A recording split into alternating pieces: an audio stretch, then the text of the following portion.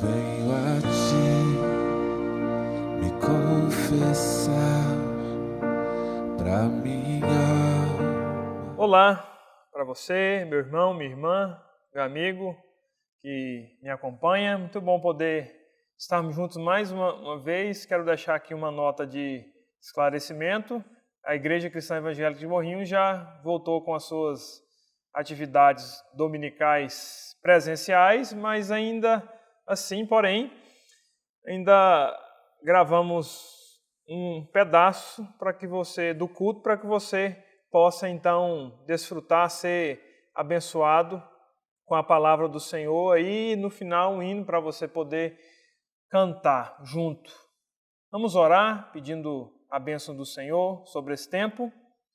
Senhor, nós te louvamos, nós te agradecemos. Obrigado porque é tão bom poder compartilhar das coisas do Senhor, daquilo que o Senhor é, daquilo que o Senhor fez, daquilo que o Senhor faz, daquilo que o Senhor ainda fará pelo teu povo, das promessas que o Senhor tem para nós. Abençoe a mim agora, enquanto expositor da tua palavra, as pessoas que estão de lá, Deus, nos ouvindo, nos vendo. Abençoe o coração delas, suas almas, de modo que estejam descansadas no Senhor, Pai. Abençoe a tua palavra, sobretudo aqui, agora, neste momento, que ela venha revelar-se a nós, no nome de Jesus. Amém. Nosso texto de hoje se encontra no 5º livro da Bíblia, Deuteronômio, capítulo de número 30. Nós vamos ler do versículo 15 até o número 20. Deuteronômio, capítulo 30, nós vamos ler do versículo 15 até o de número 20. Diz assim a palavra do Senhor: Vê que proponho hoje a vida e o bem, a morte e o mal. Se guardares o mandamento que hoje te ordeno, que ames o Senhor teu Deus, andes nos seus caminhos e guardes os seus mandamentos e os seus estatutos e os seus juízos, então viverás e te multiplicarás, e o Senhor teu Deus te abençoará na terra a qual passas para possuí-la. Porém, se o teu coração se desviar e não quiseres dar ouvidos, e fores seduzido, e te inclinares a outros deuses, e os servires, então hoje te declaro que certamente perecerás, não permanecerás longo tempo na terra a qual vais, passando o Jordão para possuíres. O céu e a terra tomo hoje por testemunha contra ti, que te propus a vida e a morte, a bênção e a maldição. Escolhe, pois, a vida para que viva, tu e a tua descendência, amando o Senhor teu Deus, dando ouvido à sua voz e apegando-te a Ele, pois disso depende a tua vida e a tua longevidade, para que habites na terra que o Senhor, sob juramento, prometeu dar a teus pais, Abraão, Isaque e Jacó.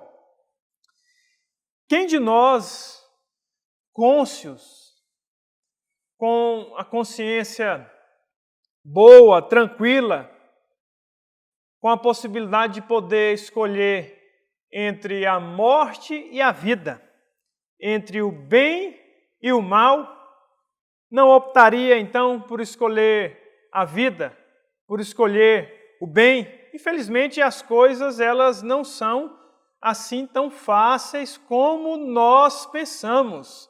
É muito fácil poder distinguir entre a cor preta e a branca, não é mesmo? Muito fácil.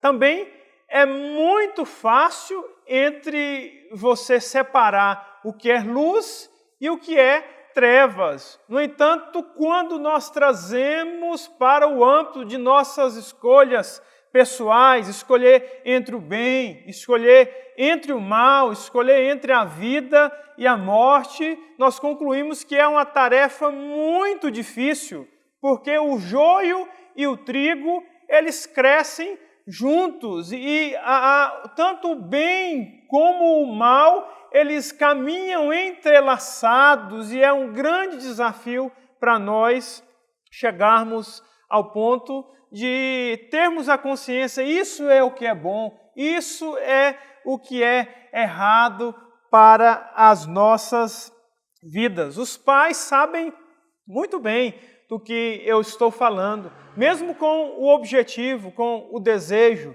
de educarem os seus filhos, de modo que eles sejam bem-sucedidos em suas vidas, sobretudo na sua vida com Deus. Ao aconselharem, possivelmente eles vão errar, mesmo querendo fazer o bem e não o mal. No casamento é assim, mesmo querendo agradar um ao outro, nós corremos o risco de fazer o que é errado, de fazer aquilo que não seria aos nossos olhos, na verdade aos nossos olhos sim, mas aos olhos do outro não seria adequado, não seria algo bom, mesmo que nós estejamos possuídos de boas intenções. E o nosso texto básico de hoje, ele nos transporta para 1200 anos antes de Cristo. Para a gente ter uma ideia, o povo de Israel aqui se encontrava no final de uma trajetória. O que tinha acontecido com esse povo tão querido por Deus? Eles estavam sob as garras do Egito ali, mas foram libertos.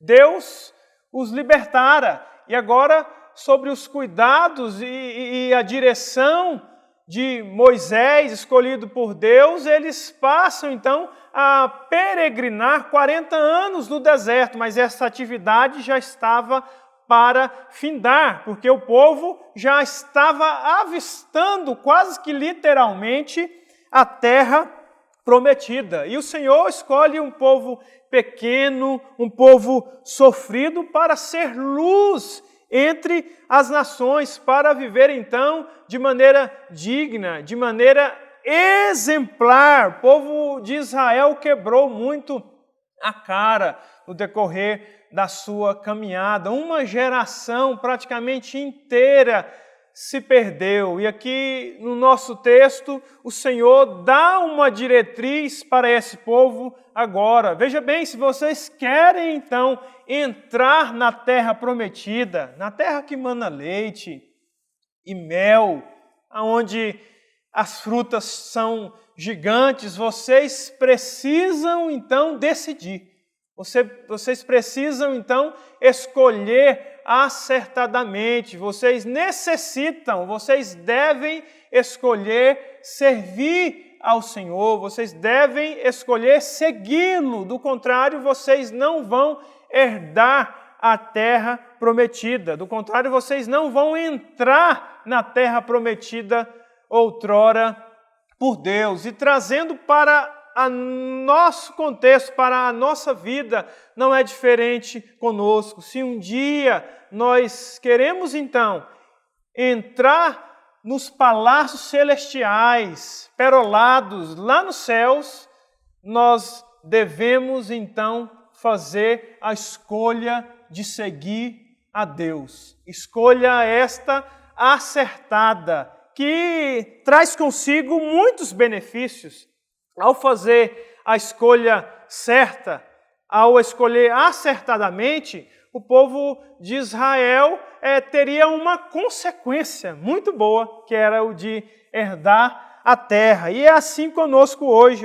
Quando nós escolhemos bem, o Senhor nos oferece alguns itens ou alguns benefícios que nos deixarão muito felizes, que nos deixarão melhores para vivermos a nossa vida cristã como ela deve ser vivida. Então, escolhendo acertadamente, o primeiro benefício que o Senhor traz para nós é o benefício de um relacionamento com Ele mesmo.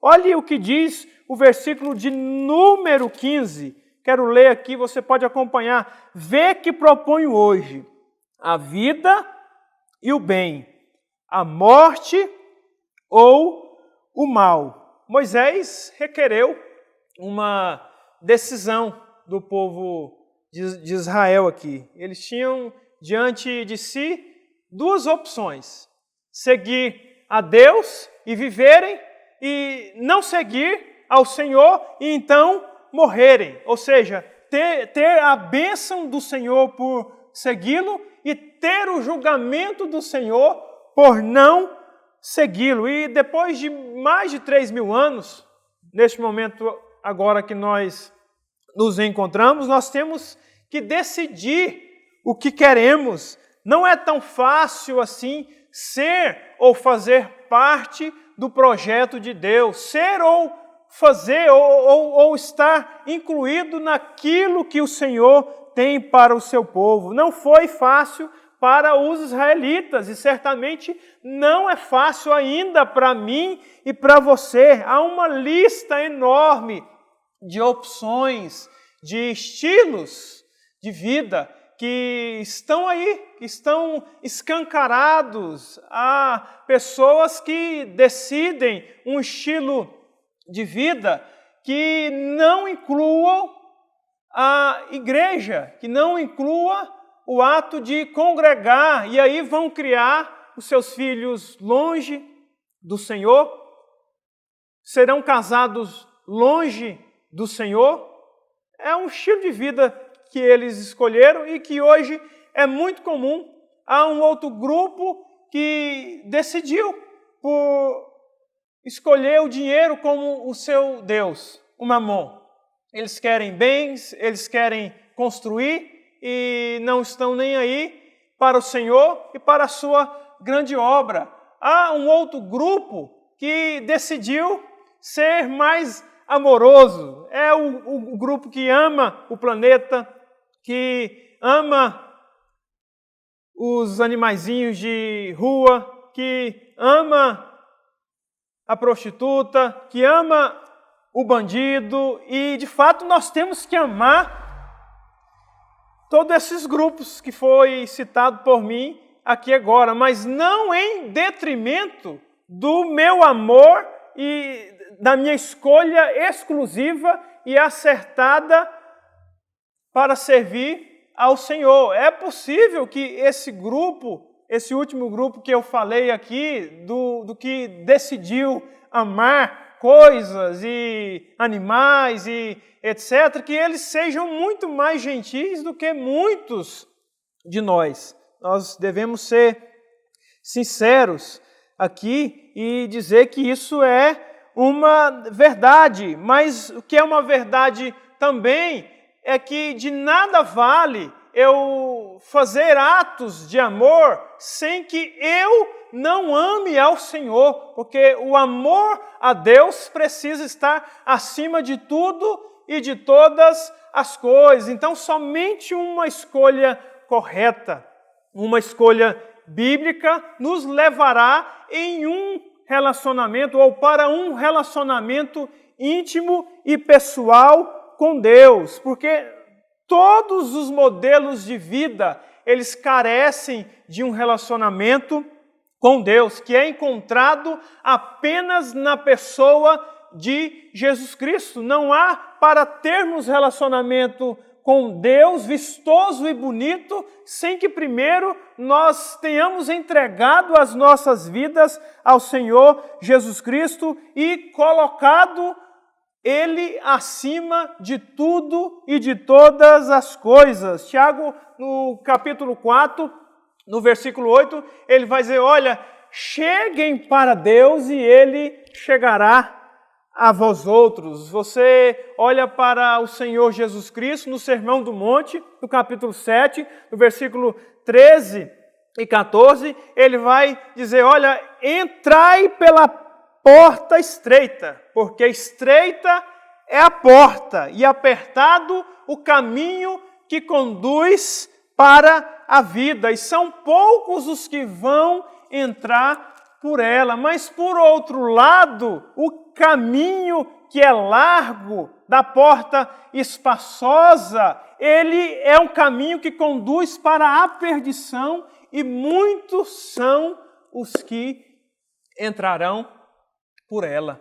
Viu que contraste às escolhas, servir a Deus não é uma tarefa tão fácil, porque eu preciso abrir mão de sonhos, de projetos, eu preciso ter muita abnegação. Então, primeiro benefício que nós visualizamos à luz do nosso texto de uma escolha acertada é que haverá um oferecimento ou um fornecimento de um relacionamento pessoal com Deus. Uma outra característica ou um outro benefício da escolha acertada é que ali haverá um livro guia para se viver. Versículo de número 16 vai dizer: se guardares os mandamentos do Senhor, também os seus estatutos, os seus juízos, que hoje te ordeno. Perceba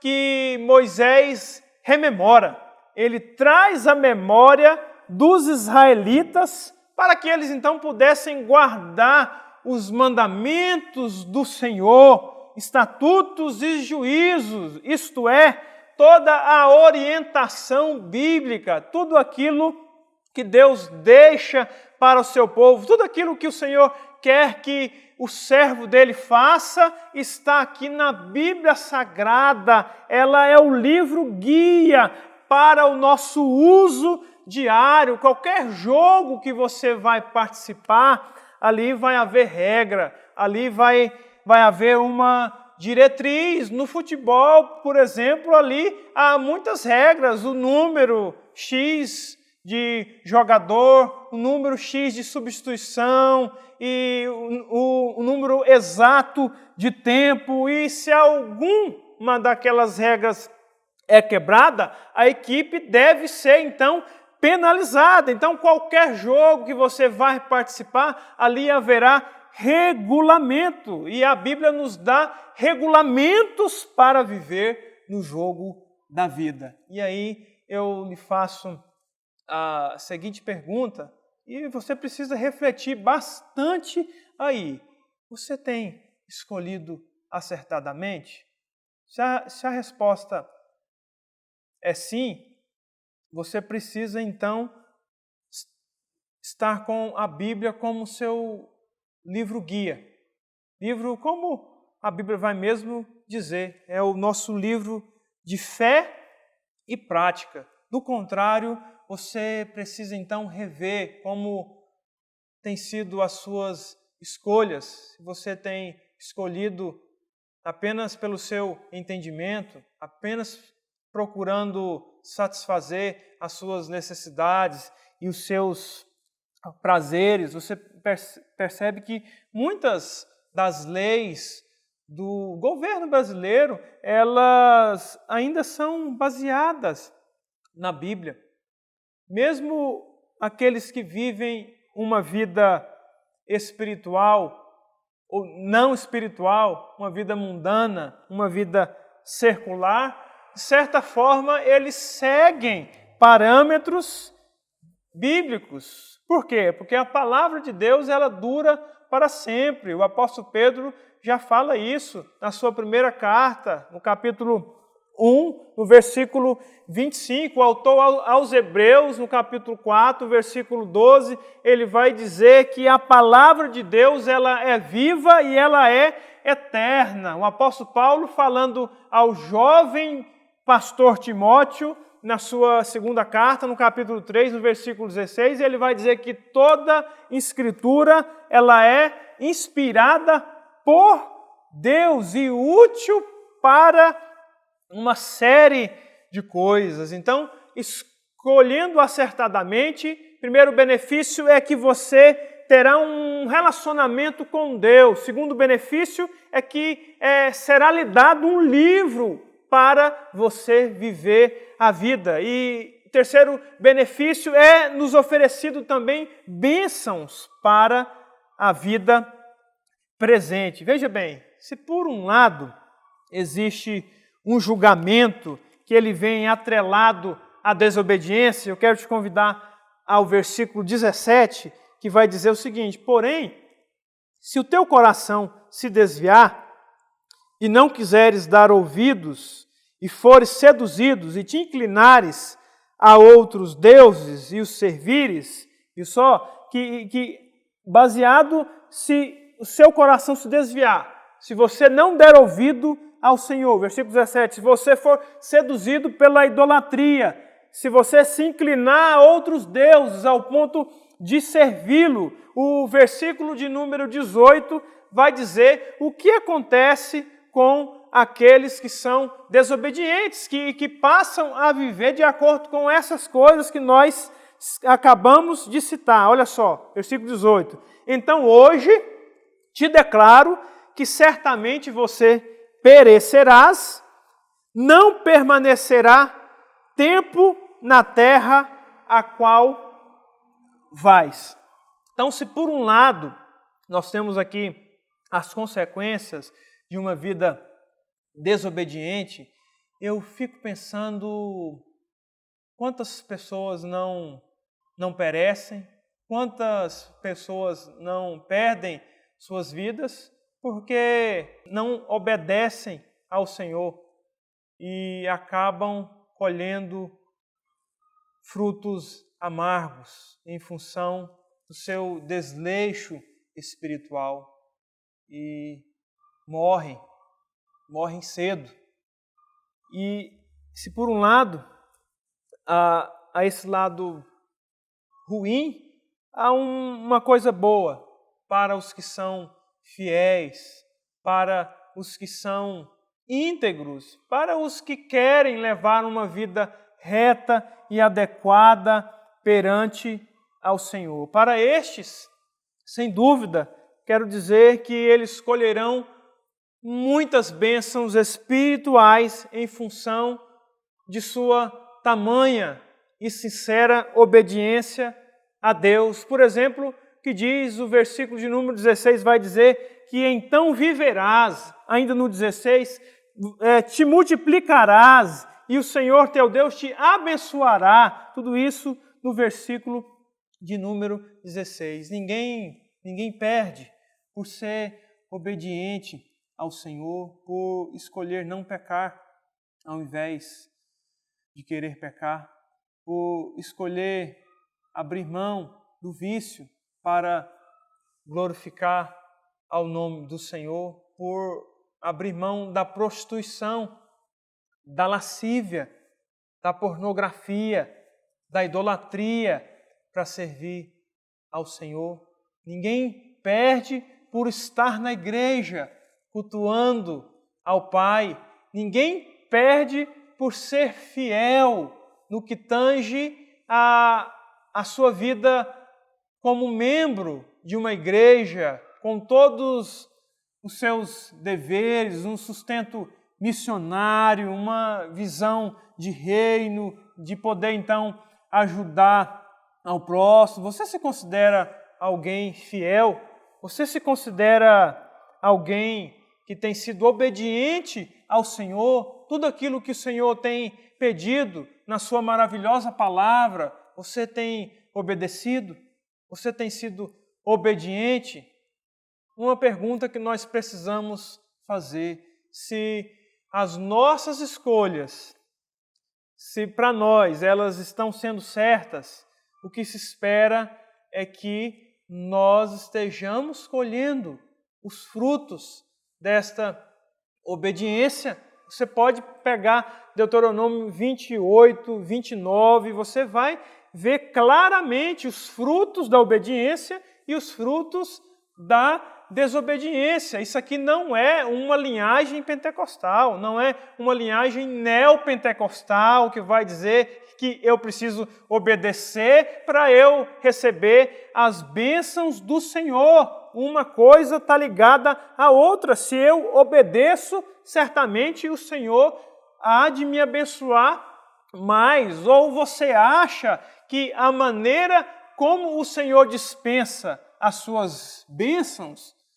é igual para o desobediente e para o obediente? Certamente não. É claro que o amor de Deus por nós, ele é igual, certo? Porque todos nós somos pecadores, mas aqueles que são obedientes, certamente eles serão mais assistidos por Deus, serão mais abençoados. Está escrito na sua palavra, a Bíblia mostra isso o tempo inteiro, de homens que foram fiéis e por causa de sua fidelidade tiveram um melhor alcance das bênçãos do Senhor. Mas não apenas o benefício de um relacionamento com Deus, não apenas um livro para viver melhor a vida, não apenas bênçãos para a vida presente, mas o benefício de uma vida futura. Acompanhe comigo, por gentileza, o versículo de número 20. Amando o Senhor, teu Deus, dando ouvidos à sua voz e apegando-te a Ele, pois disto depende a tua vida e a tua longevidade, para que habites na terra que o Senhor, sob juramento, prometeu dar a teus pais.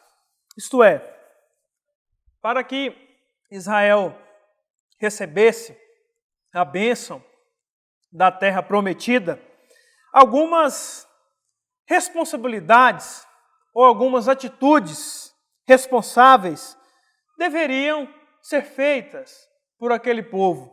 E a primeira que nós enxergamos aí no versículo 20 é que eles precisavam amar o Senhor.